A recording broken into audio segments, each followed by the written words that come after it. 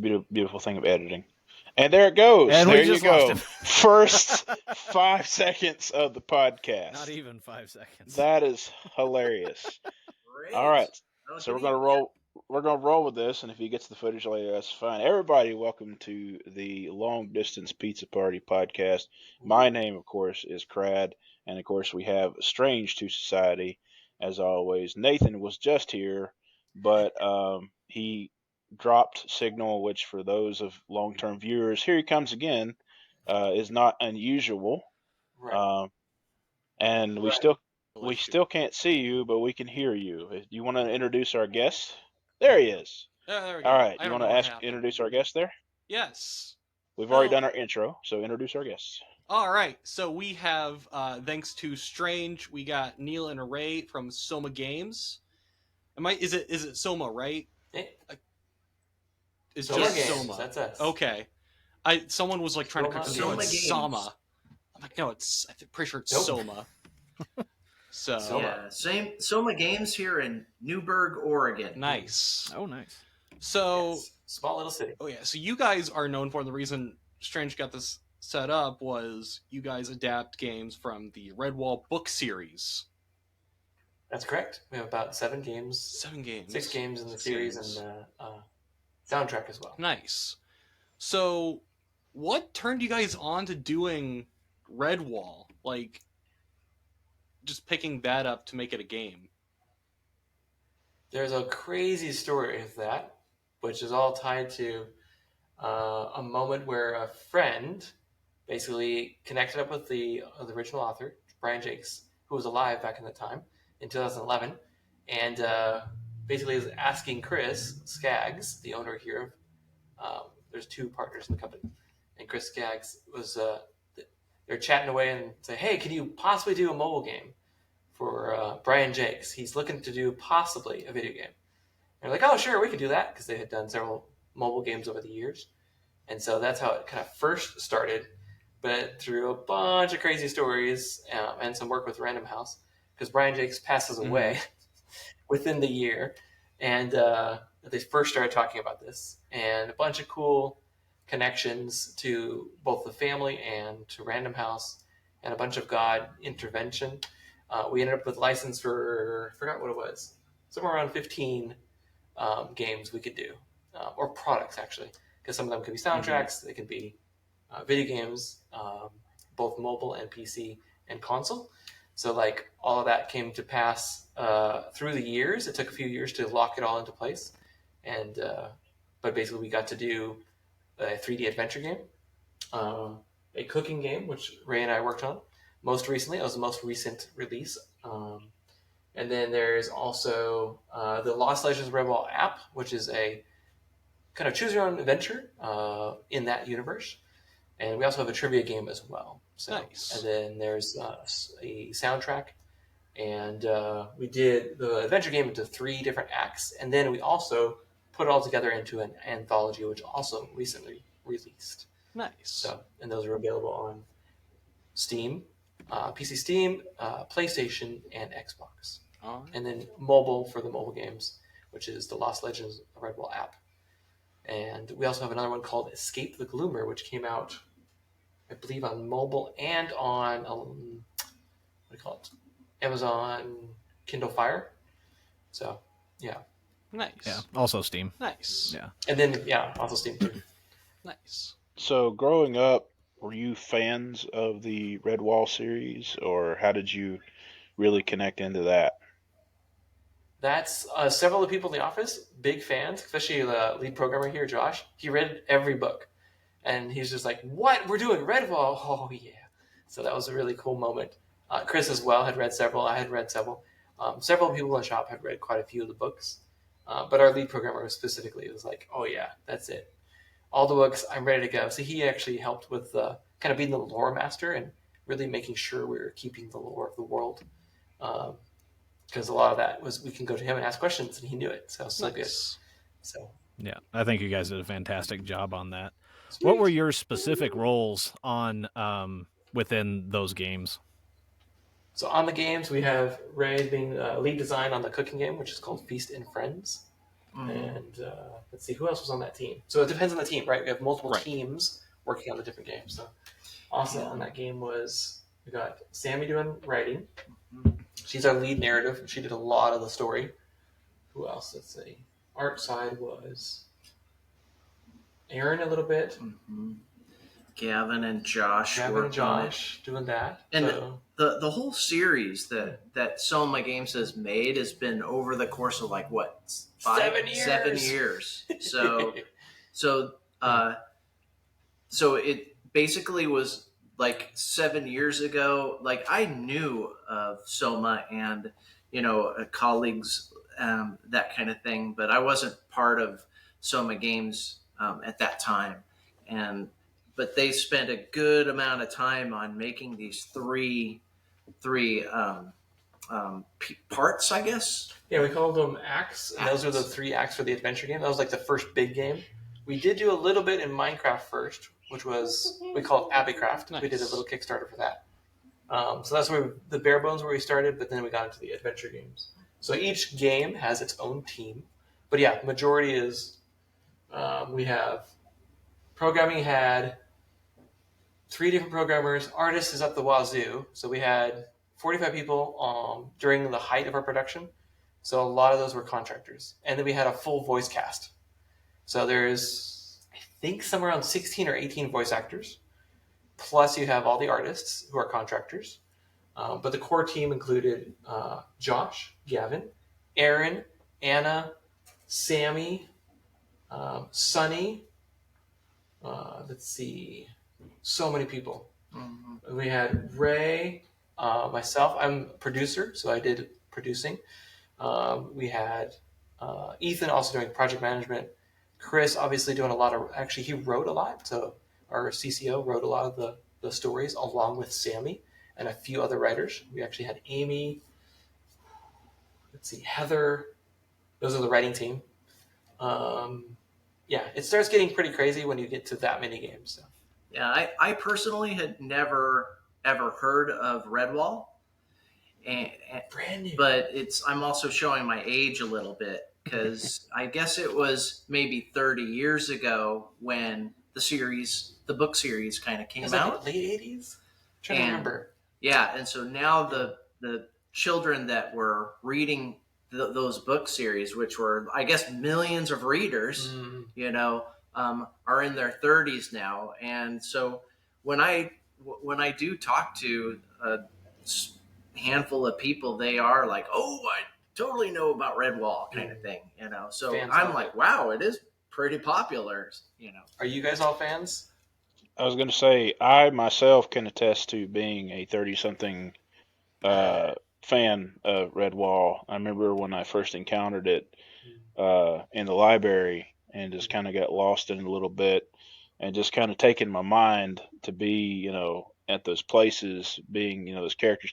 And as a bigger guy, I always was very interested in the food. It's like, what would that be like in the real world to eat some of the stuff that they're making? And still to this day, I'm like, how can we do that? So to hear you have like a cooking game is like that's pretty cool because until Strange brought up the idea of having you on, I didn't know there was somebody that was making games based off of that series. So when I heard kind of like what Ray said, when you heard Redwall, I was like, what? There's somebody making games off of Redwall? Seriously? Because I like that just pulls back to my younger days. I don't know about the rest of you, Strange. I know you're a fan. I think. I'm not sure about Nathan. Go ahead, boys.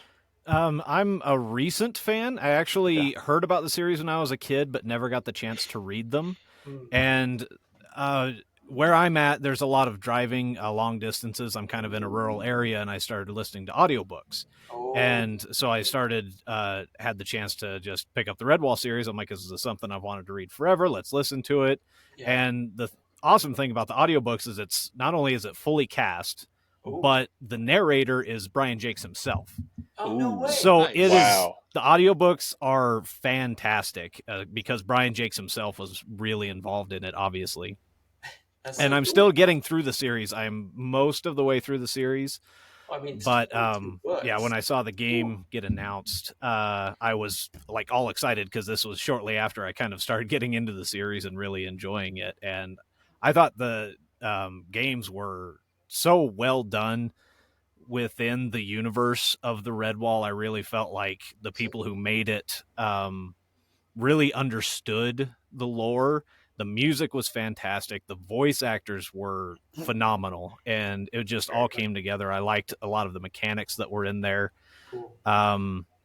And I thought it was a good game. It was a little glitchy, which is kind of worked out because that's how I ended up getting connected with you guys. Ethan Whitted, Okay. I'm hoping I'm saying that right. Yes, Ethan. Reached out to me because I was streaming the game and was having glitching problems, and he reached out to me and wanted to see if he could help me figure out what was going on and maybe get some fixes. We couldn't ultimately fix it, but then he told me about the re-release of all 3 chapters coming together in the anthology series, and it was fantastic. And then that led to me talking to him about bringing him or someone else on the podcast, and that led to you guys, which I'm very thankful for. Absolutely. So that's so fun. Yeah, we're always working on bugs. Every Friday is bug day. So for the last many years, we just work on bugs because there's so many to squash, and then we did get a lot of it in the anthology. So that should be a lot cleaner experience all around. And I'm very polished as well on the art side. Some extra things we got to throw in, and it was fun. Mm-hmm. Nice. So glad you're back. I'm looking forward to playing it. So my experience to Redwall is very little because I remember watching the miniseries. I found like a family video of all places. All places, and that there was that, and then I was like at our public library, and they had the last book. Not knowing it was the last book, not knowing much about the books, not knowing it was a book series first, and I was like, "Oh, what's this? Oh, I don't understand a thing that's going on," because my library only had one; they didn't have anything else. I don't know why that was the case, but that was the case, and then never thought anything of it until now. I was like, "Oh yeah, there's that animated miniseries that they did that covered I think the somewhat of the first 3 books or whatever it did." Mm-hmm. Yeah, there's a lot of content because there's 22 books in the main series, and there's several cooking books and a few other books that add to the world and kind of explain a little bit. But yeah, lots of content. Oh yeah, lots of cool stories. I think there's a graphic novel too, isn't there, of the first book? I think so. I really wish they would continue that. That would be so good. Yeah, that would be great. So as somebody who's not yet played the games, because I just found out more about you the other day when Strange brought you up. In your games, is there any, talking about lore, is there any of kind of the original characters, or is there any backstories to the original characters or mentions of the original characters and what you're doing? Yeah, very much so. So there's a lot of world we had to kind of go through and kind of decide where we're going to put these stories. And so we set the stories before the Summer of the Late Rose. Okay. So in some ways it's not a prequel because there's other stories that are set before that. But it was kind of in the middle before Clooney jumps in. There's a bunch of story to Clooney, the Scourge. So we set it before there. And then there's a bunch of characters both from the novels and that we created. So it's kind of I don't know, about 60% of our own and then 40% kind of from the books. It's a rough estimate. Nice. But so yeah, there's definitely really good characters, especially really famous ones. So I won't give spoilers, but there's some great famous characters from the series who pop in and you're like, whoa, what, they're here? Oh, so good. So we've had that a lot from fans. Yeah. So I did a lot of research on what to do with the story and then how to honor Brian Jake's writing. Yeah, when I hopped onto the project, I really kind of just gravitated towards this main character. Neil and I were basically, designing and developing as we were going for this Cooking Feast and Friends game. But the main character is this mouse called Rootsworth, and he's basically kind of like a chef. And so, I saw this little vision of this place in Lily Grove, almost kind of like the Shire, from The Hobbit, where, he's got his house and he entertains guests. So it's the feasts and the friends. And what I really loved about, working with this is we were really kind of like, we're making a cooking game, but it was also predominantly like narrative driven. Right. And so it was like bringing the Redwall characters into the world and talking about, you know, some narrative things, and like, oh, well, you know, we're going to, you know, what's going on over here, and like, oh, come on in, and what's the favorite kind of food you like, you know, and then start talking about that. And so it really was a really cute, like, game that was really kind of building out to be like, this is, you know, this hopefully will fit really well in the world of Redwall. What's nice too is we had Sammy, who was the lead writer on the Feast and Friends game, and that relates to the adventure games, which then relates to the books, the adventure game, the Feast and Friends game, the Choose Your Own Adventure game, all relate to each other, and you basically have characters that are kind of in some of them. Even Escape the Gluer, which is another one that's kind of a classic adventure, kind of PC adventure game, is what that one's kind of based on. So each of them have stories that are all related to some main characters in the Scouts. And then there's also, of course, recurring characters in the world. Nice. So it's kind of like a tapestry. It all kind of weaves together in and out. And Very much a tapestry. Yeah. So with that tapestry, is it hard sometimes when you guys are trying to have everything weave together, where there's like overlap, or you're trying to keep stuff straight where it's taking place, especially when it comes to, like you're saying, there's a 60-40 in what you're creating of it being in the games and the books. Is it sometimes hard to make sure that like, not everything's overlapping with each other?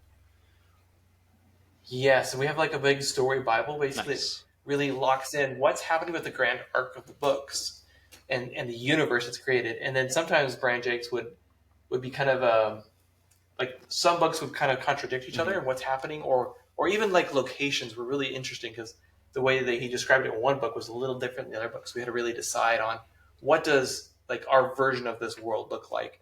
Sometimes we'll have a different description for a building slightly because we preferred one book over another book.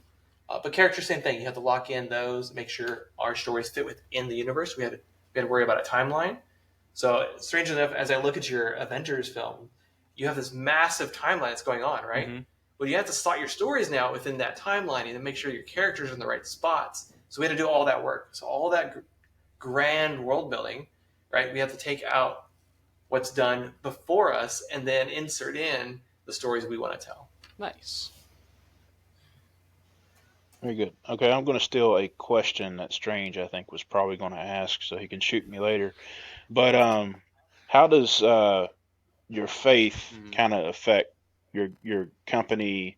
What kind of stuff you want to develop? What kind of elements you're putting into your games? Because I know I looked just a little bit ago at kind of your backstory, and then you were mentioning back in 2005, or your company was talking about seeing a certain game and seeing kind of like what was out there, wanted to do something different. So how does your faith basically affect what you want to do and what you're doing in your company? Yeah. I don't know. What do you think? First off, what's your first impressions on that? Because I have a lot to unpack if you want to. But. We got time. Well, I don't want to spend too much time on it, but I want to give you a once upon a time story just real quick. So you've all heard of GDC that's in San Francisco, the Game Developers Conference that happens every year. I was lucky enough to be at the Game Developers Conference when Peter Molyneux and Sid Meier were there as like keynote speakers, and I was like fanboy, like, oh, they're so cool.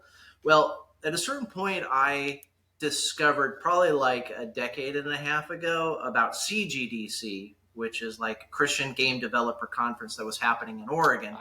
And I was living in Southern California at the time. And so starting to go to that, I really loved it and met some people there, met Neil there actually. Yeah. And so at a certain point I had moved from Southern California to the Seattle area in Washington. And I also met a friend that was living in Canada who said, hey, you're going to go to CGDC? I'll drive down and I'll pick you up and we'll go.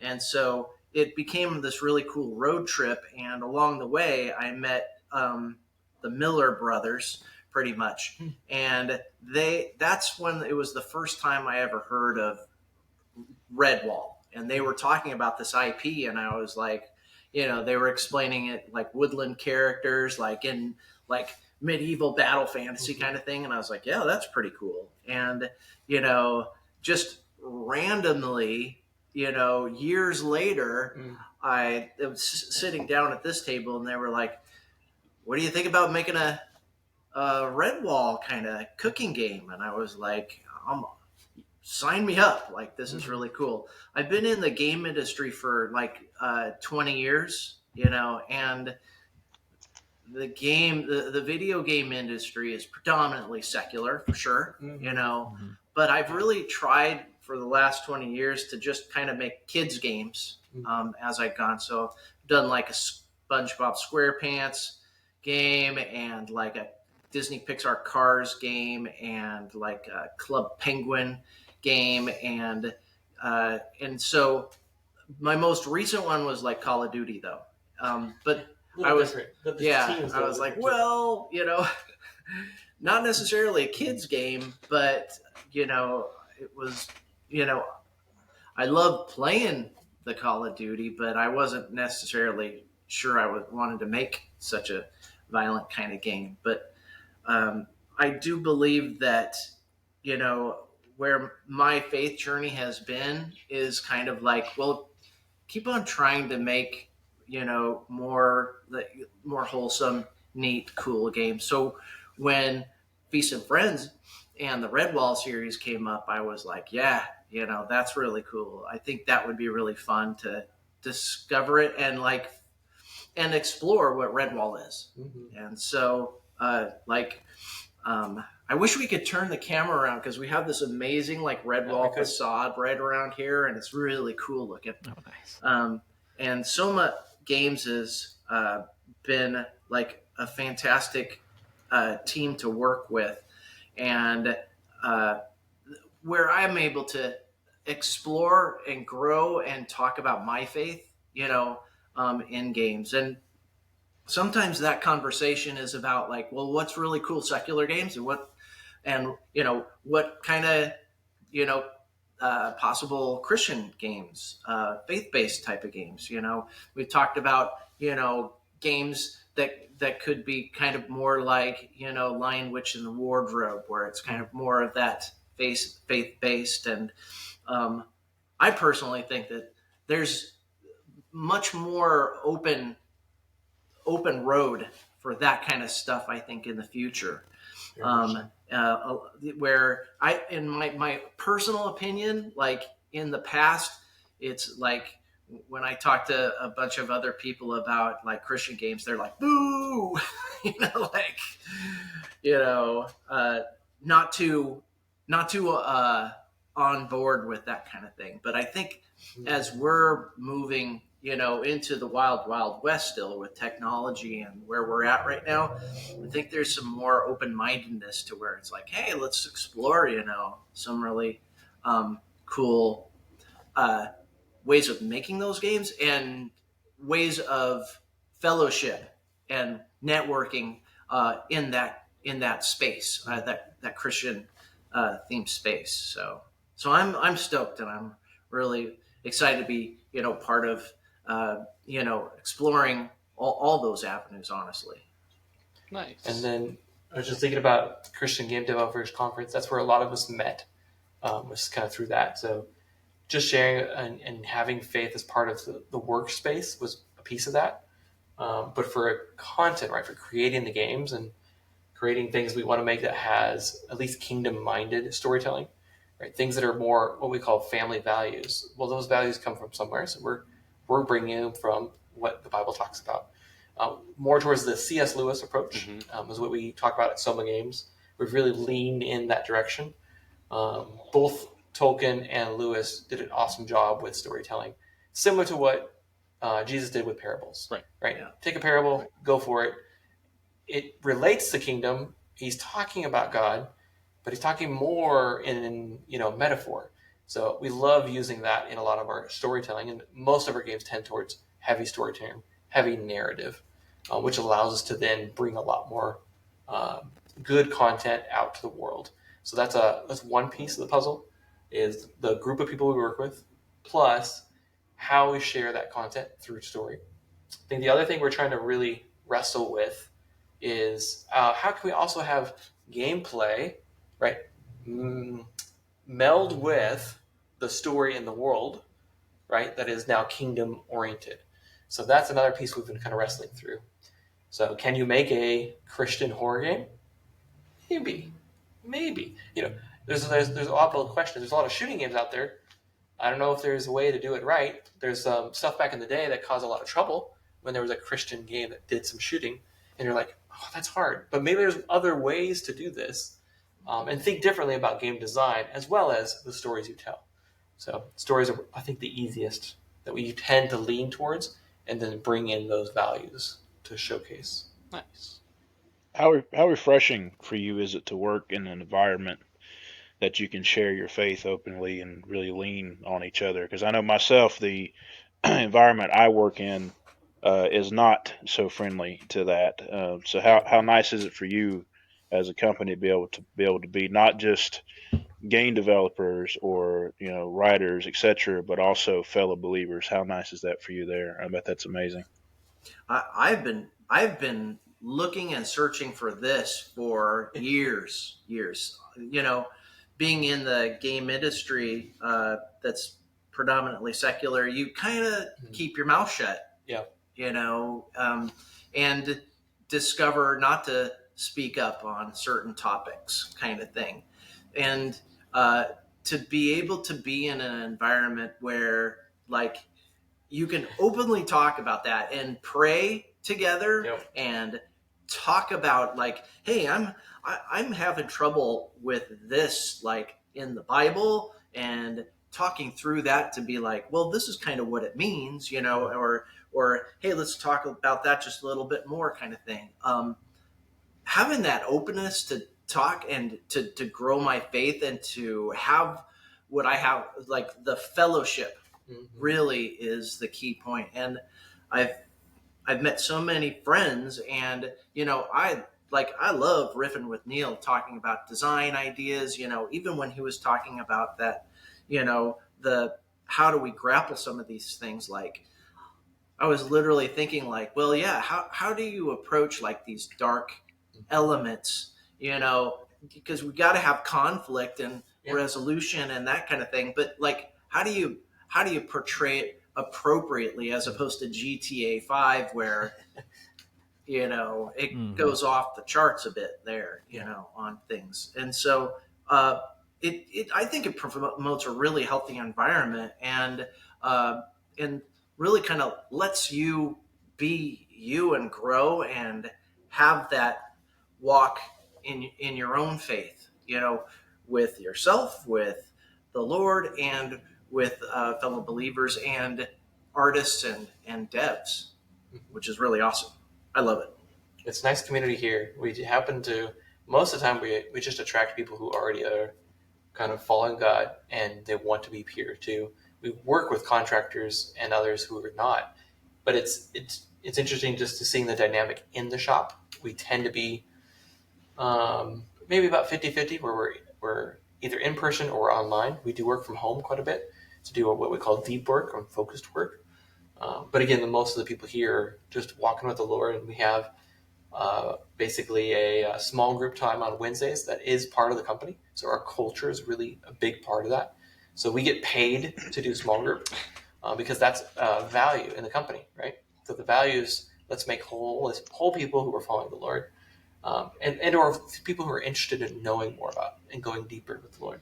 Well, that means there's got to be, in a way, a tithe of time, right? You got to put in the effort as the company in order to make and have a very good fellowship of workers, right? So, and also people can go way deeper. We're a very tight family here because of the depth of the relationships and what people are allowed to ask questions about, which is basically everything.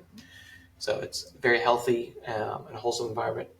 But it does make it more family. So there's always like family struggles. Like when they have a really good question that people don't have different opinions on, because we're not all the same denomination, we're kind of multi-denominational within this group. So that actually leads to interesting conversations that can get heated, but we allow for that space, and it's a very healthy environment because of that, we feel.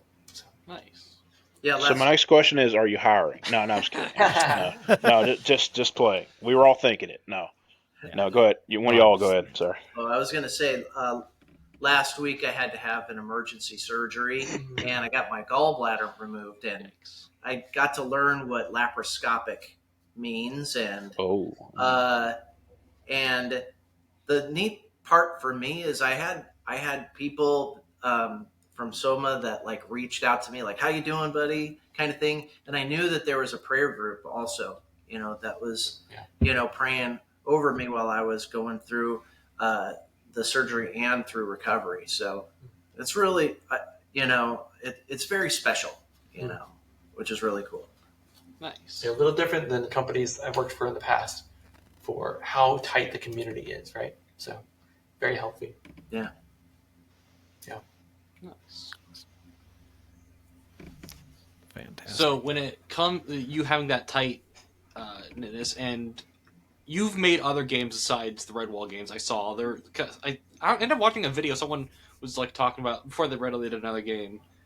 When it comes to those other games, do they kind of like you've already said you've worked on other stuff for this?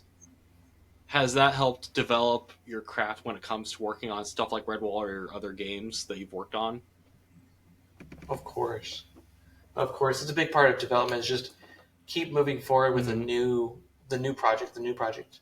All of it builds experience over time and so on. But yeah, the team here, we've had we have a core team, but we've also had quite a few people come in, stay for several years, and then move on. So it's a mix of the current team is still a little bit junior, a little bit of mid-level, and a little bit of senior, just depending on what's going on. So all of us together collectively have a ton of experience, and so you share that knowledge. But in total, yeah, we've done quite a bit of work, especially what we call work for hire. So a lot of app development was kind of the first part of our company, was much more focused on developing small games for mobile.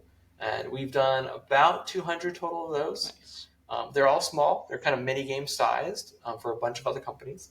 And sometimes we're doing a reskin of something we've already built. Kind of like, hey, this is something we've already done. Great. Reskin it, throw it out there. Sometimes it's very custom, whatever the client needs. And then, of course, we've done what we would consider our own games. So G Prime was one of the big ones that kind of came out. We learned a lot in 3D. That was one of our first 3D products. We did a couple small ones before that, but that was a big one. So we learned from that and how to use 3D development and all the tools in Unity for that. And then we were able to jump into the adventure game a lot better. So the knowledge transferred on to the next. And then also the storytelling would be the other side.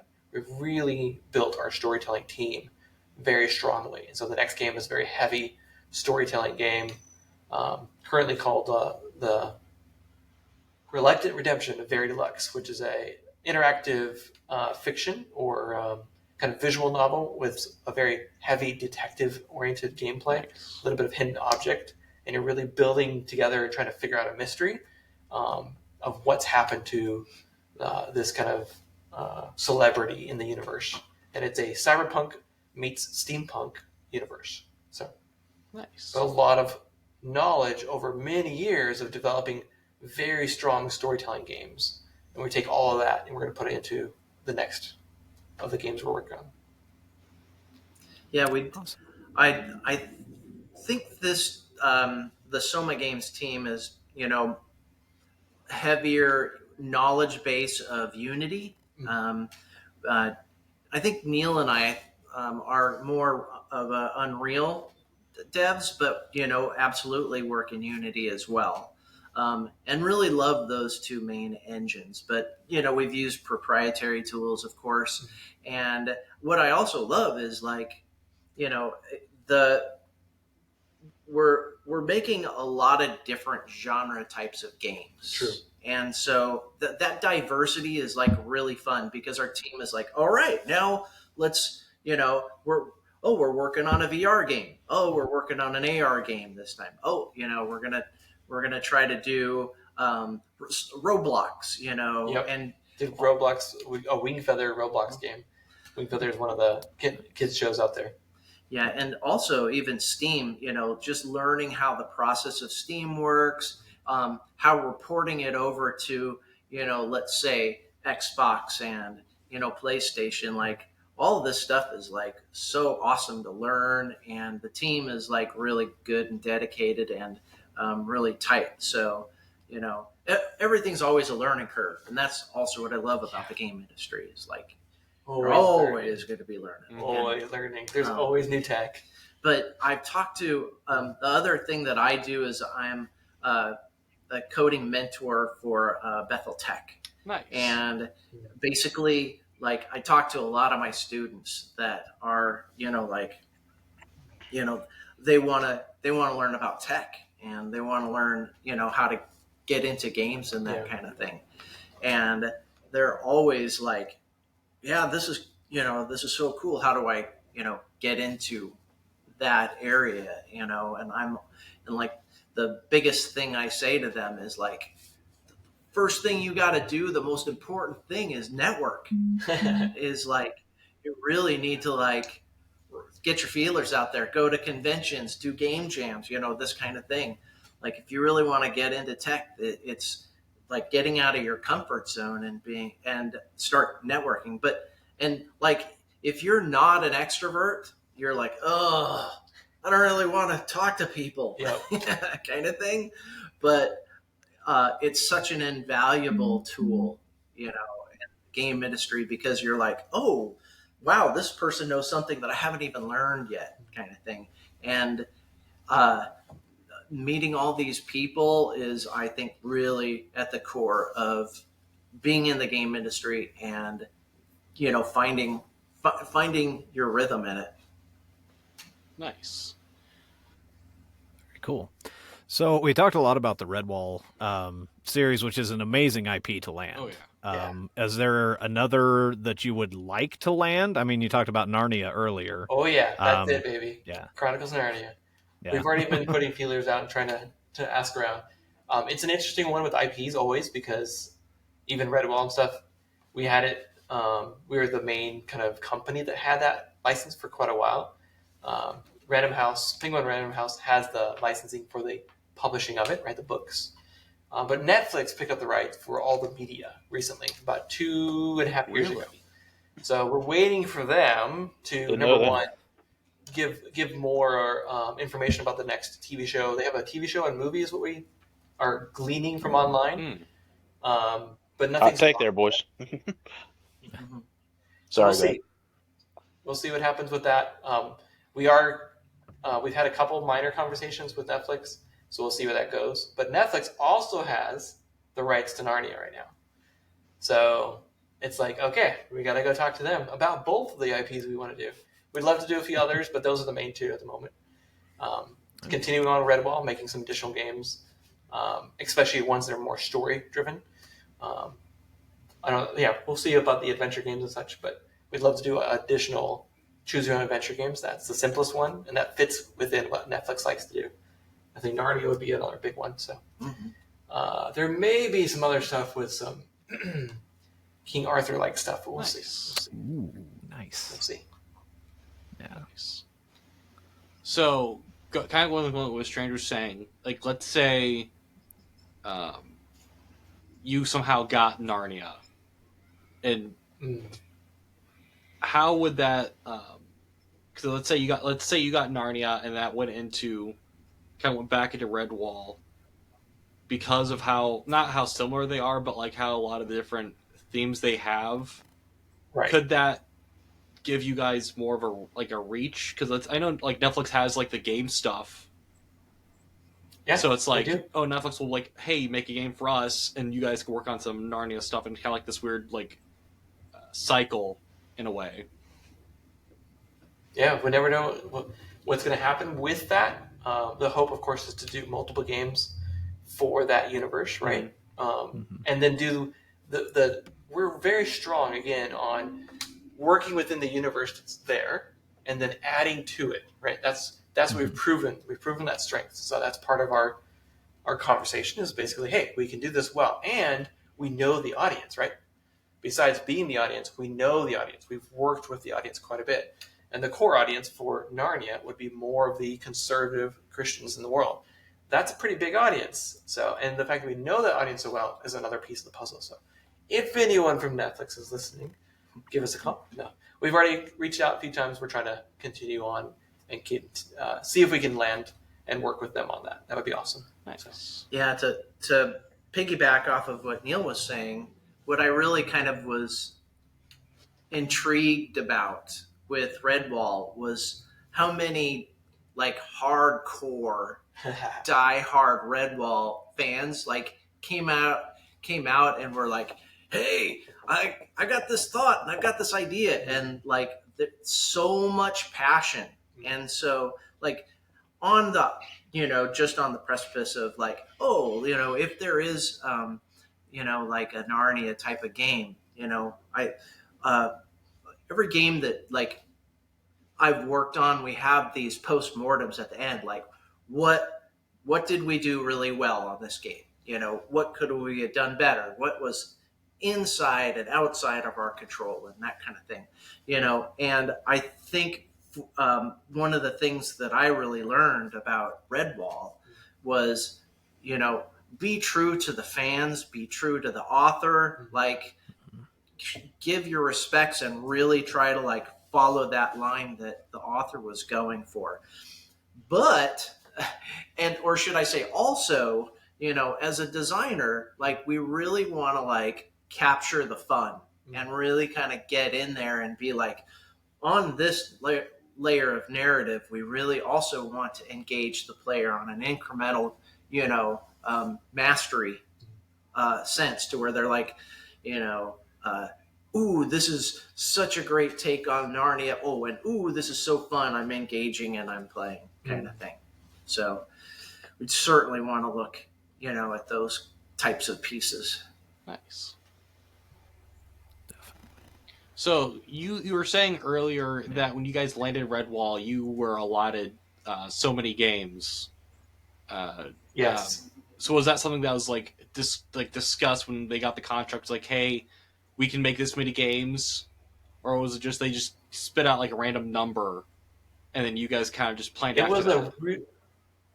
It was a really interesting kind of journey of getting the one game at first, right? And that was just a work for hire. We didn't have the IP. It was our friend that had the IP. And so he was hiring us. So we were kind of subcontracting. And then it led to, Brian Jakes passed away. Now we're working with the family and we're working with Kingdom Random House. And through a long journey of about 2 to 3 years of back and forth and almost losing the contract or the license actually at the time, which transferred over to us. Instead of our friend, so we ended up having the license, and then it wasn't clear on what the total number was, but the total number basically locked in at quite a few, basically around a dozen, and we were like, oh my gosh, this is so cool! Like literally, God was in that to get us to that point where we had quite a bit to work with, and then from there we built out the 3 adventure games, the 2 different choose your own adventures, the trivia game, the cooking game. And we had ideas for more, but we also had a limited amount of time because by the time Netflix got it, we were then locked into, you must release by 2020. What? Okay. Right. So how do you release an entire franchise of games in a reasonable amount of time? So we already had several of the games finished, but basically all of that wrapped up by 2020 in order to get them out there. And then Netflix is the one who has the license now. So again, they're in charge of anybody who makes a game or a movie or a TV show or animation. So they have the master license at the moment. Interesting. Which is a certain amount of time, and then it passes on to the next. So interesting. So when they gave you that number of games to make, how much freedom did you have in like what types of games you wanted to make, or what, how original the characters and everything? Like what kind of freedom did you have in that? Don't know the total details. I know that it was a lot of it was on us, and then of course we bring it to the family, Brian Jake's family, and well as Random House, and like work through. Does this work for you guys? Here's what we want. We did a bunch of research. We also talked with a lot of fans. The first step was this Minecraft kind of the Minecraft world, basically. We rebuilt the Abbey in Minecraft and got to engage the fans, really ask them what they were wanting for the big games. And that led to an adventure game. It also led to the Choose Your Own Adventure as well. And then the other ones were like, oh, cooking is just the core of that world. We need to make a cooking game. So that was like a must. And then the trivia game was like, oh, okay, here's another thing that fans will enjoy. So, but those were smaller ones to go alongside the bigger games. So, yeah. Okay. Nice.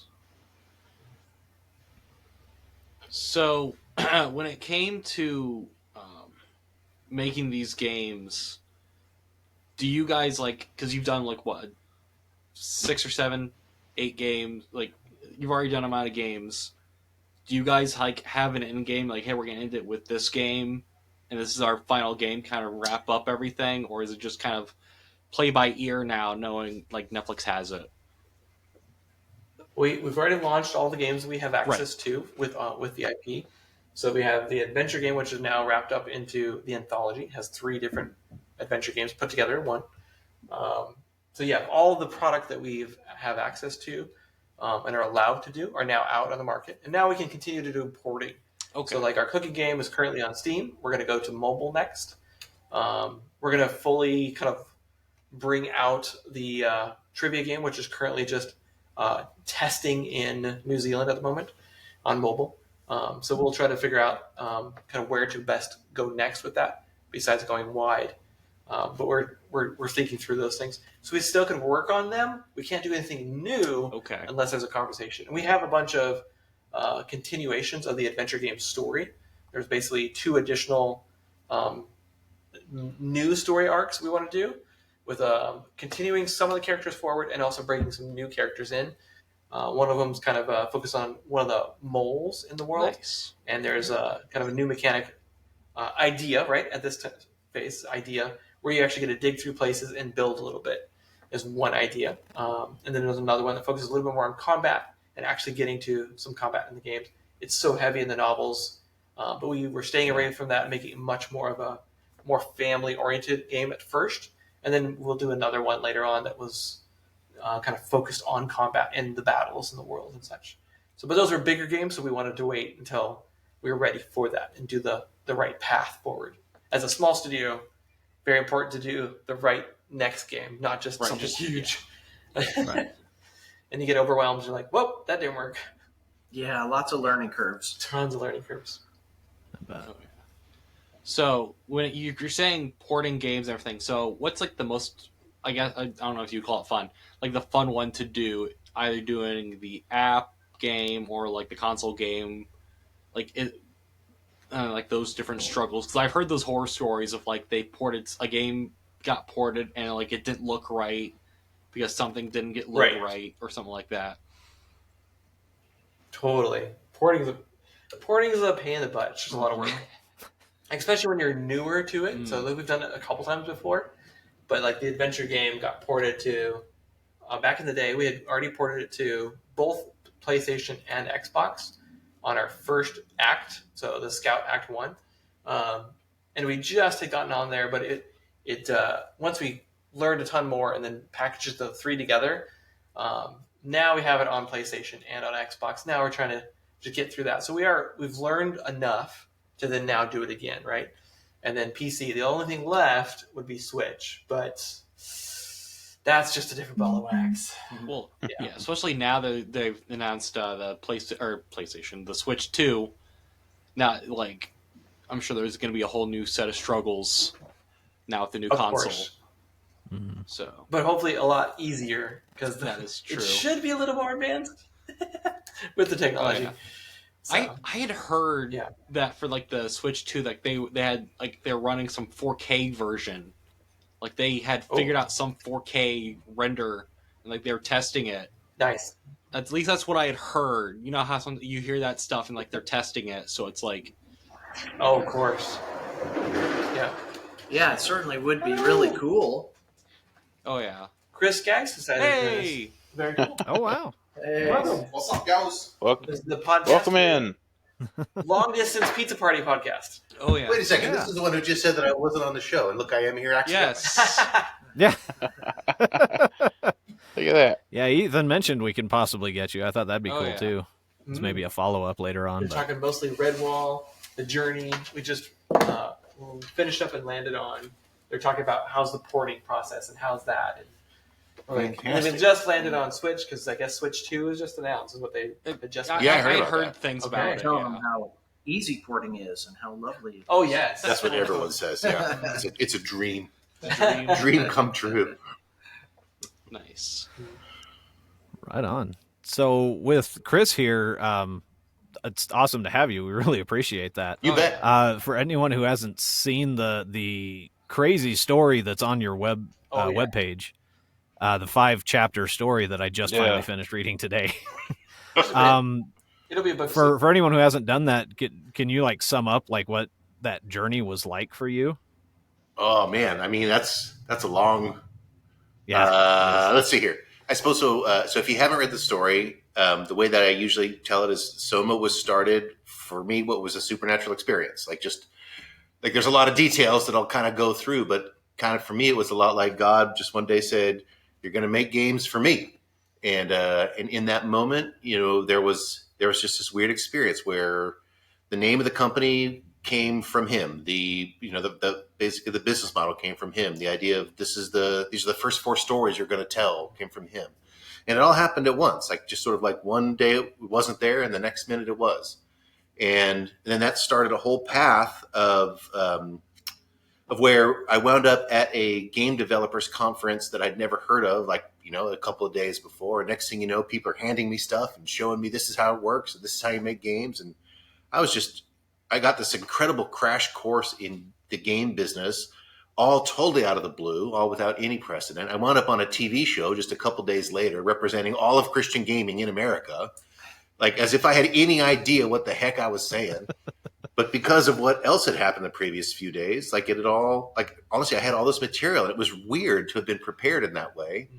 And but that's how it's always been with Soma. And so it's this weird thing. There's a lot of, just for lack of a better word, providential, just stuff happens. Redwall is a great example. Like that just happened. We didn't go looking for it. It kind of just landed on our laps. So most of Soma's story has been like kind of the big pivots have all been providential. And I don't mind saying like that's been consistent with also people who kind of come around and kind of join the team. So often it's just this random thing that like, oh, I guess this is what's supposed to happen right now. And everyone agrees. And Neil's a great example of that. Ray's a great example of that. It just seems to be the deal. And so when people say, hey, I want to do what you did, I'm like, nope, no, you don't. That's not, I don't think that's a reproducible path. So it's almost we call them God moments, I guess. It just Absolutely. works Yeah. out. A lot of God moments. As I asked this question earlier of Neil and Ray, and I'll ask you, how refreshing is it to work in an environment where you just so can openly share your faith and be not only a company but also brothers and sisters and etc.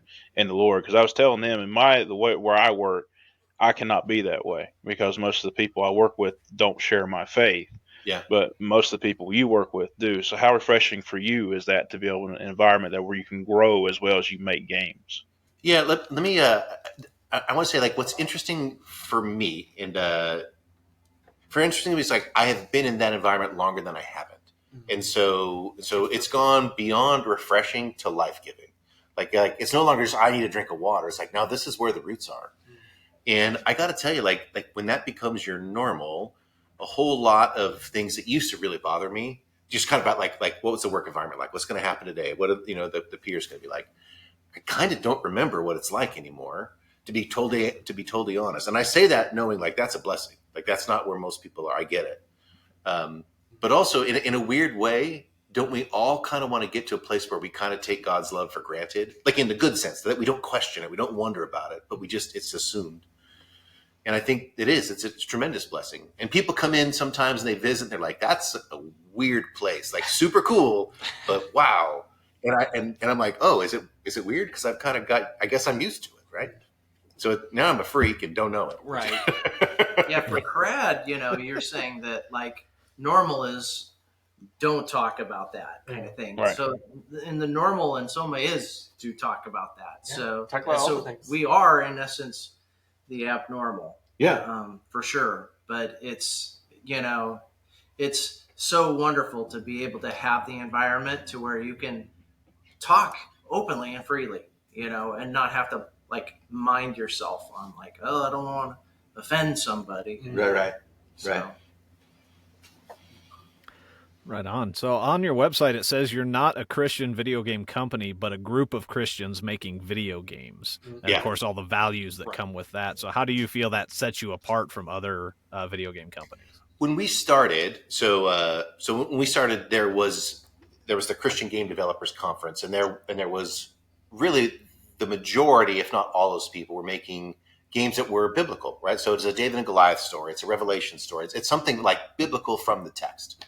And when we started, that was never the goal to make a biblical story.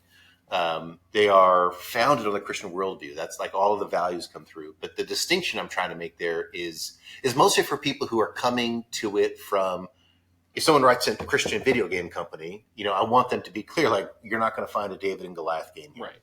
Right. We're doing stuff that it's Redwall. It looks for the mainstream. And hopefully you'll be pleasantly surprised because you're like, wait a second, there's a little Christian secret handshake going on there. But no one's going to like quote scripture at you. Well, actually, it's not true. And What Up Robots, they quote scripture. We just don't give you the reference. So if you know the scripture, you're like, wait a second. Right. And, in different games, probably we've laid in like other books and authors and stuff like, and there's so many Easter eggs, I think, for believers that you're like, I know that's from John Eldridge. That's from, John MacArthur. Like it's just everywhere because that's one of the fun things we get to do. Nice. And I know Redwall's not something that promotes itself as Christian. I think they're trying to make sure that there's that distinction in there. So how do you balance that with a series like Redwall that's so beloved, and yet still kind of sneaking those little things in there? Well, in Redwall, honestly, like it was so easy to do because, look, the whole thing takes place in an abbey with monks who say grace before a meal. Right. And so right outside down the road is like St. Ninian's Church. Like you don't have to put anything in there. It's already there. And so what is interesting to me is when people who are Redwall fans are like, there's no religion in Redwall. I'm like, you're bonkers. Like that's just, it is like so obvious there, but whatever. Right. So we didn't have to change anything. And frankly, we never wanted to. Like, I don't want to reboot Redwall or try to sneak in my own stuff. Like Redwall was so already consistent with what we already loved and believed. And those books sell wonderfully in Christian bookstores. They sell like hotcakes. Okay. So it's just very consistent already, even though no one's out there with a cross. So we had asked a little while ago kind of what was some IPs that you're all looking at wanting to work with, are going to work with in the future, really wanting to work with. Narnia. And we're going to talk about it. yeah. But where do you kind of see Soma going in the future? Because I know, like, you were talking about some of these unknowns of technology that are coming out. Yeah. VR is a lot more prevalent. It's getting smaller. It's all this stuff is going. I mean, what is the dream here? Where you put, if you could say on a football field, where are you pushing the goal for? It's like, what is your big dream here? So we do have our own IP, and so I like probably the one we're working on now with the Redemption story. I don't know if you guys talked about that a little bit. That's something I'm really passionate about, and frankly, like I wrote a lot of it, so I really care about it. But if the question is like existing IP, Narnia, I would love to do that. The Pendragon Cycle by Stephen Lawhead, nice. Love that story. Those are great. We've talked about Dinotopia. That would be a gas. I think that's a great IP. There's a part of me that would love to work with Brandon Sanderson stories. Like I love all the Way of Kings is what I'm thinking of. That's There's so many good stories out there, and so it's hard to pick. But I will tell you this: if we do this the way that I think we should, then we need to take whatever God gives. Like Redwall was a gift to us. Like I said, we didn't go after it. We could go after IPs, and maybe we could find one and buy one and all that. But I wonder if we should, just to be consistent with what's what has been Soma's story so far. Now that said, someone needs to work with those IPs, right? Someone needs to do that. But there's this principle in the Old Testament about gleaning. Like, you don't harvest your field all the way to the edge. You make sure that there's things left over. Like, you think about the story of Ruth and Boaz. Like, I don't want Soma to gobble stuff up. Like, we haven't probably talked about Imladris at all, but it's not good if there's like one successful Christian studio. We need like hundreds. And so I don't want to be the gobble monster. Right. Yeah, because you don't want... Speaking of other Christian studios, do you know of any that have started up or that you've maybe worked with? Yeah. So the funny thing is, a couple of years ago, we started just a small conference of other Christian studios. And pretty quickly, like this year, so we had this conference called Imladris. So that's the Elvish name for Rivendell. Nice. And so if you're interested, it's imladris.community is the website. But what we found is people coming out of the woodwork, man. There are actually quite a few, and by quite a few, I probably mean dozens, not like hundreds. Right. But there's a lot of studios out there that are either just Christians like us who happen to be making games, or they're overtly Christian. But some names that you might want to know would be Defiance Studios up in Canada. We've got True Play down in Texas. You've got, I'm thinking about, what's his, Nick Biondi's, the name of his Hardlander. So the game is Hardlander. But I think it's just Hardlander. Just the one Just name? Hardlander. Okay. So we know like lots, there's Shara Meredith and her husband Craig doing Bug and Seek. Bug and Seek is their game. I want to say So Peculiar, I think is the company name. Is the name of the company, yeah. Pixel Light Games, so that's Neil and Ray's outfit. Yep. So I could keep going. There's a bunch of it. Nice. And then what's fun is also meeting all the Christians who are like at the top of and all throughout places like Riot Games and Activision and Blizzard. Like, there's actually way more people than you'd think. Sometimes they don't feel safe to kind of come out, right? But they're there. Nice. It's also interesting to think about, like, some of these questions kind of are almost alluding to like destination, like where do you want to be kind of thing. But it's ultimately what I'm discovering is it's the journey, it's the landmarks, the chapters as we go. Yeah. And like, That's really good. Guiding us like, all right, Lord, I got my ear on the train rail, where you want us to go kind of thing. And, and I personally believe that like he's been guiding us and directing us and leading us, as long as we're open to God, he's going to lead. Sometimes it's not in the timing that we want, but I do believe that he does call us. Okay. That's good. That's really good. One thing I've noticed about y'all, like I said, as I've said to Neil and Ray here, I didn't know a lot about you until kind of Strange brought you up and things like that.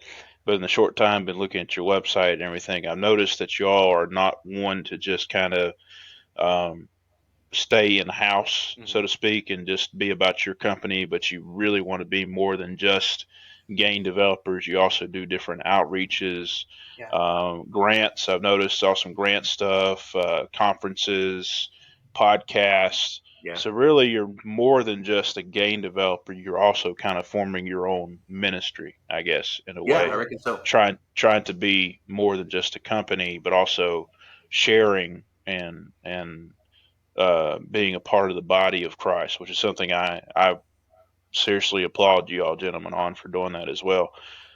We too, in our own little way in this podcast, not that we have like millions of listeners yet or anything like that, but this is our attempt to kind of to share and tell people, hey, it's okay to have fandom but faith at the same time. And so I applaud y'all gentlemen for that, definitely.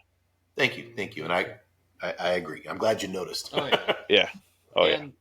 With going with that, as you guys grow and progress and try new things, as you're reaching people and have reached these other people and these other developers, have you guys gotten any like kickback or like other like comments from other groups? Be like, hey, maybe don't reach out that way, or hey, maybe don't make a game like this. I'm glad you asked that, because the short answer is no. Really? Yeah. And people really told us to be afraid of this. Like, that's going to happen. You can't say that stuff out loud. And And honestly, like there have been almost no pushbacks, almost no trolls, like kind of shockingly few. Yeah. You don't make everybody happy, yeah. but I can't say that we've ever like had a backlash on anything. We just had some no's, but that we haven't had anything else besides that. Yeah. So it's really different. The more actually we've gone and shared about our journey with God in the midst of our journey as developers, the more it's been the opposite. People are hungry, right? They want to hear more of that. And people are coming out of the woodwork in many ways from all over the body of Christ. Oh, you can do that? It's permission to do the same too, with wherever they're called. It's not just gaming. No, I'd agree. Probably part of it is like, as game makers, like you're in the business of fun. Like, I mean, look, I'm not a pastor, right? I'm not in the business of theology and dicing, systematic theology. Like our job is just to have fun. And so frankly, kind of the weight on us is maybe less than it would be in other places. Yeah. The expectations are lower, so to speak, right? Like no one's going to like worry too much about if we know the Apostles' Creed, right? Like they're just game makers. So maybe in some ways that gets it easy on us. Right. And maybe that won't last. I don't know. Well, I think one of the problems of the sorry. Oh no, you're good. I was just say I think one of the problems, at least I know in my life, I am a PK.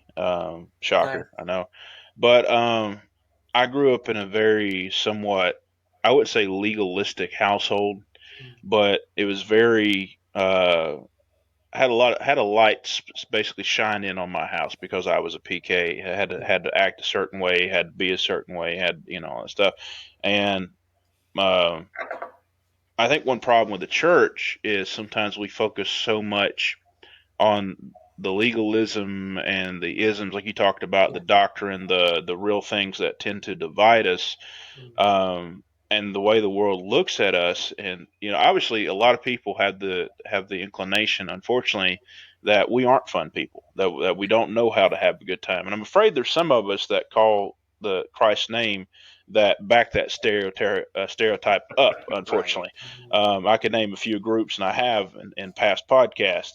But I'm thankful that there are people that are still coming out to the front line, like yourselves, being in industries that aren't normally thought of as a faith-based or faith-driven industry, and saying, "Hey, we're just guys. We have faith, but we like to have fun. We like to not take ourselves too seriously. We understand that we're under a redemptive work. We're being made new every day." And because, like I said, I was raised in an atmosphere where there's more rules and more. I mean, I didn't go to movie theater probably until, 18, 19 years old, maybe. And my parents never went to the movies. The first movie they ever saw in theaters that I can remember is The Passion of the Christ. If that tells you anything. Of course. And of course, that was a lot of people's A story. lot of people did that one, yeah. But then they kind of realized, hey, maybe this theater thing ain't so bad after all. So so it's kind of like discovering there are rules and limitations that God Christ calls us to, but at the same time we do have a freedom in Christ. And so it seems like you all have embraced that side of it, and I can appreciate that as well. Yeah, thank you. And that was a long-winded explanation to get my point. But anyway. You're good. Yeah, Go ahead, it's Nathan. kind of a God thing, like you were saying, like you've been discussing, like these opportunities you've been given. Because, like, I wasn't surprised that you didn't get any negative, like, feedback, but it's kind of like, again, it's a God thing where he's leading you in this, like, linear path where in these kind of, like, not giving you, like, a bubble of positivity, but he's just giving you, like, the tools to have where you're not, I guess maybe you're not really seeing the negative. All you're seeing is like the positive part of it. And I think that's like really cool that you guys be like, oh yeah, we're going to do this thing, we're going to do this thing. And you keep going, and like that positivity is kind of just keeping you going and trying new things as you guys progress and grow. Right on. But, so in all of the reading I did on your website, it came up a couple times. Soma Soulworks, I think is what it was called. Yes. I don't know. I didn't read too much on exactly what that is. Is that something you can explain a little bit? Yeah, I guess Soulworks is basically the ministry side of what we do. And so it's an umbrella that covers a couple different things. One is the podcast that comes out of Soulworks. we have what amounts to kind of our own homegrown devotional discipleship kind of thing. We call that Jesus Time. We've shared that with some people. That really the Imladris conference goes under that. So it's a legit 501c3, and so we did something like the game dev grant. I think that you mentioned was part of that. So we're just looking for ways to use what we have and to share what we have. And I think that kind of surprised us a couple years ago. This is probably going back 5-6 years, where I always imagined that Soma was about making games, but God kept saying, no, the stories are about people. They're always about people, and the games are just a way to get there. And so it just felt a lot of compulsion. This is where John Berquist was one of the founders of the company. He was a real motion behind that. It's like, we got to share what we've learned. We got to share the story. People want to hear the story. So kind of just telling the story became part of that. All of that thing on the website about the story really was this notion of, I think God wants us to share. And whatever we got, open-handed, Nice. Very cool. Very refreshing concept, Oh, yeah. for sure. Oh, yeah. So when you guys do your outreach, and like you're saying with like your different things, and like you're saying, like you have different contractors, other people like that come and work on your stuff. Was that the original plan, or it was just like that was something again that just went hand in hand? Okay. I think it's for outreach side, it's really part of the culture of Soma. It's been built in. It took a while to build up towards that, but now it's part of who we are completely, right? So we have both the work we're doing, right, the day-to-day and the people we work with, but we also are working with a bunch of others and really trying to build kingdom basically within arts and entertainment. So Nice. So have you had people like he was talking about, independent artists or programmers, etc., come in that maybe don't have the same faith as y'all? Have you seen them? Basically, have they seen it? Like, have they seen that you're different? Has there been an impact made? Has there been any stories of, hey, they came in and like, man, y'all are different. This is a different kind of place I never worked at. That kind of thing. You know what I'm saying? I think I could probably talk to that myself. So when I met Chris, it was at CGDC, and gosh, it was probably a decade ago. That sounds right. And so that's when I had heard of Soma Games, and CGDC was a group of people that kind of, like, in my opinion, were like, they had their day job and then their side job kind of was like, hey, I'm going to make my own little game, in the early 2000s kind of thing, and so I kept going back to CGDC year after year, and this is no offense to Soma, but I was like, wow, they're still alive, what's going on here, because most game companies will fold after a couple of years, kind of thing, and that's a testament to Soma in itself, that like you've been going. Soma Games has been going for like 12, 13 years. 2009 was our first code. Like, our first game was out in 2009, so it's going on 15 by that measure. Yeah, that's pretty impressive. And so, as an outsider looking in, kind of thing, I was like, wow, this is pretty neat. And I was living up in Seattle and came down to visit, and was able to, just have a day in the life pretty much at Soma Games. And I was like, this is trippy, because I've been in game studios around the country, nothing like this, to where we will have scrum and pray, and, talk about God. And I was like, wow, this is great, kind of thing. So yeah, it's very different. And I think, anybody that comes in is going to be like, wow, this is a unique place, what they're doing. So that's what we've heard a lot from those we do work with that are more contractors and not full-time. The ones that are part-time, that are either online. We've had a few contractors in person, but most of them are online. So a lot of that, especially the ones we're working with regularly for a season, they usually that's the comment. Oh, you guys are different. Why are you guys so nice? Right. Like that's just different. We don't work with that before, and so that's the main comment. I think one of my favorite stories though just came out recently. We were working with a gentleman. His name's Wayne. Wayne actually finished up the military, his military career, but he ended up with not being able to sleep, narcolepsy, from that career, and he's trying to get back into normal society and normal work, and he just can't do it. It's just very difficult. Nobody's able to work with that condition that he was going through, and I think he's overcome it to a degree, but not 100%. But we engaged with them and started to have him do work, but it was on his schedule. We really worked with his schedule and such. And we just reconnected with him about a week or two ago. And we'd lost, not that we lost track of him, but 5-6 years. It'd been a while since we'd seen him. It's been a bit, and then he had gone off and he had completely gotten into full development and was programming. He's a tech artist programmer. Nice. And really started gushing over kind of his experience with Soma really changed and brought him back into being able to work again, just because of the grace given to him and the adjusting to fitting what his need was. So I think that was the recent story that was very impactful and really helped shift him back into a normal work again. So yeah, I'll tell you another story. Coming back from Imladris last year, I had this one young lady who's a very successful business lady. She's got she's got a great app on the App Store. She's just raising, I don't know, was it $12 million? Like she's killing it. She's out there. But she comes to the conference, and at the end of it, she's like, I don't think I've ever experienced unconditional love until I went to this event. I don't even know what to do with this. But thank you. And I'm going to cry now. And she's like, you bet. Wow. It's awesome to be able to hear those testimonies coming out of something like that, for sure. Oh yeah.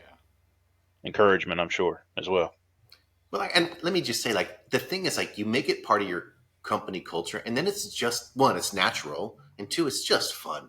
What a great opportunity just to be able to love on people, give hospitality, help people train. That's such an honor to be in that position. And God brings people to us all the time where we're like, oh, this person's a mission. We know how we can help them. And often they just need time. They just need someone to listen to them. And they're going through a piece of their life. And part of it's maturity. And I mean that in a good way. It's just the next phase in their life. You're going to learn something. You're going to go out and you're going to do the next thing for you. What has God got in your path? Nice. Right. All right, I know we've taken a lot of your time. You boys have any more questions for? I'm trying to think. I can't think either. They've already been asked for. Kind of already been answered through conversation. Well, one thing whenever we have a guest on. We got to ask normally this we question. do this at the beginning, but I'm kind of glad we waited. Forgot now that about Chris is this. here.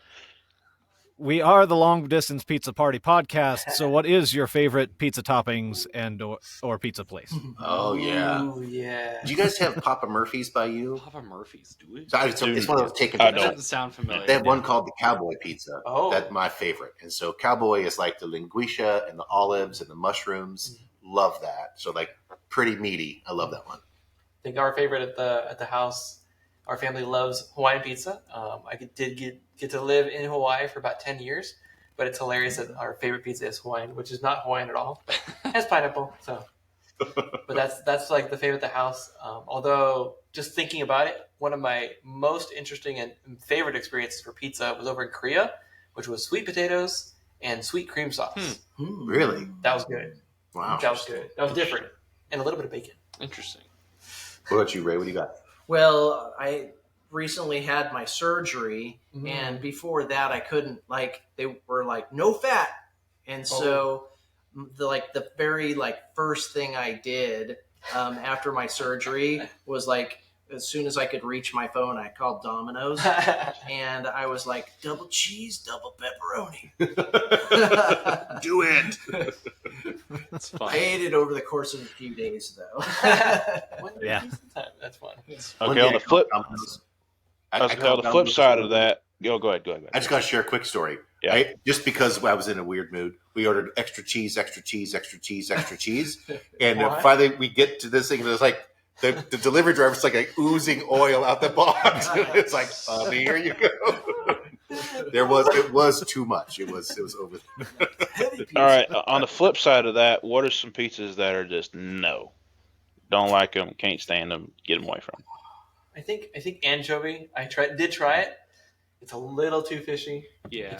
It's hard. Yeah. Yeah. There's a shop here that does a Bavarian pizza, which is like sauerkraut and roasted garlic. Ooh. And that's a lot to deal with. Yeah. Yeah, no. There's also a taco pizza at Abby's that I was like, maybe. Just a maybe. I'm not sure. Wow. It's a little better than Casey's All when right. they do their taco pizza. They just crush it up and just throw it on there. It's just a Oh. little better than that. Mm-mm. But I love the topic. Like, there's like I have two passions. One of them is pizzas, and the other one is sub sandwiches. Oh, so, Right on. So you're right up my alley. Oh, yeah. Well, if we ever find you a long distance sub sandwich podcast, we'll hook you up. Oh, yeah. Oh, perfect. There we go. Sign me up. All right. So, is there anything you guys are working on currently that you guys want to talk about as we're ending it? Like, you guys that are working on Cool. or plugging? Redemption. Main one's redemption. So if you go to wisdomoftherain.com, that's kind of the starting spot. And this is our Noah's Ark meets Blade Runner and Supernatural in space. Nice. And so Wow. it's right now it's an interactive fiction, kind of a film noir detective story. I'm love it. That's probably the best story we've ever written. And I'm really excited. We're pretty close to ready here. We're going to have our demo ready probably end of this month. We should have a Kickstarter shortly after that. Yep. So probably into May, maybe early June, depending on how things roll out. That's it. That should get us ready for Steam Next Fest and then the interactive fiction. So like, I'm really excited about Redemption. And right now we're just starting to kind of share screenshots and gameplay, but the Discord channel is going live. Yep. And the Facebook page is going. So that's ramping up really nicely. Nice. We can get you a lot of those links in the show notes if you want. Yeah. Yes. I will take those. Excellent. Nice. Perfect. Okay. And where does an up and coming voice actor go to Oh, boy, here we to go. audition for a video game? I didn't ask them if they were hiring. Now, calm down, Strange. So whenever we have auditions, and we just do open auditions, we just post them on the Facebook page. So Yep. keep an eyeball out, and Okay. we probably will need some voices for Redemption. So that'll be keep an eyeball out in the near term. Okay, and what's the Facebook page? Is that just Soma Games? Soma Games, yeah, we'll post there. Yep. Gotcha. Okay. Soma Games will be there, and then we also have we're like a redemption. We do have a page just for Reluctant Redemption. Very Deluxe has Yeah. its own Facebook page, but everything will be on the Soma Games Facebook page, and then you can link from there. Nice. Perfect. All right. Well, we appreciate you guys coming on. It was a really fun conversation. I learned a lot of stuff. Not being the biggest gamer, so it was very not intuitive. We're talking movies next time? informative. 'Cause Yeah. that'd be fun. Hey, we're up for it. Yeah. We'll That's definitely- mostly what we end up talking Yeah, about. we'll definitely have you back for that. Yeah, no problem with that. That's where I came out of. I came out of the movie industry. Nice. Oh, nice. There's a whole backstory I got a feeling on that one. Yep. Fun. Heck yeah. Thanks all. Much appreciated. Oh yeah. Yeah, you'll wrap us up, Nathan? Oh yeah, so you can follow us at Pizza Party Pod on most social media platforms. I think on Twitter it's Pizza Party Pod 4. I don't know why, because someone else had it, but whatever. And you can follow us at the Discord at God First Geek Second. The links are all down below. I will also include the Soma game links and all of that. If you want to follow more of the projects that they're working on. Video I'm working on because I'm drinking it right now because it's right in front of me. That's Liquid Death Green Guillotine Tea. That's that'll video that'll be coming out soon next week, or I'm sorry, this coming week, along with some other fun videos over there at Nathan's Fantastic Food Reviews over on YouTube. So, Strange, what are you working on? You can find me, of course, on here. I have my YouTube channel, Strange Place Games, which is kind of on a hiatus right now, but I still am working on Twitch. Playing some games and also reading some books. And you can also find me on the Strange lyric channel that's still currently active. So on YouTube. Nice. And Crad, you're just here, right? Yeah, you don't have anything to plug. Just here. Always just here. Just here. No, just here. I love Jesus. Oh, yeah. That's all I know. Oh, yeah. 24/7, Oh, yeah. yo. 365. And there's Silly, but he's not here this week. But he has a meme page whenever he posts to it over on TikTok. So hope you guys enjoyed this fun episode. I surely did. Shoot for knock my drink over. Whatever our tagline is, because I can't remember off the top of my head. And Crad, you and I were joking about it last week, and I can't remember it. Right? Yeah, I'm just going to say, eat pizza, love Jesus, don't talk about politics, and let's all make it to heaven together. That's all. Heck yeah.